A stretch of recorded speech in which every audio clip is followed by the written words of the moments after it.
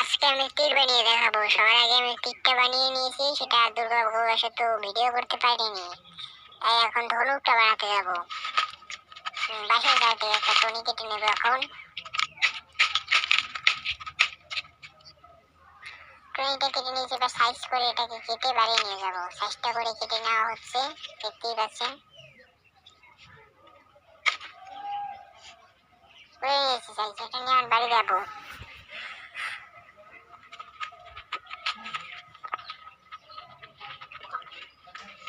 বাড়ি গিয়ে এখন আমি যে তীরটা তৈরি করেছিলাম সেটা নিয়ে নিয়েছি।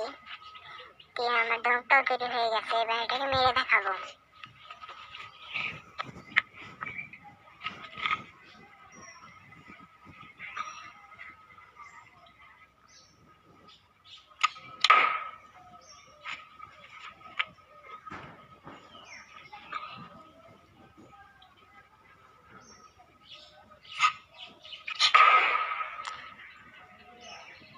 যদি ভিডিওটা ভালো লাগে তাহলে ভিডিওটা একটা লাইক এবং চ্যানেলটি সাবস্ক্রাইব করে রাখুন।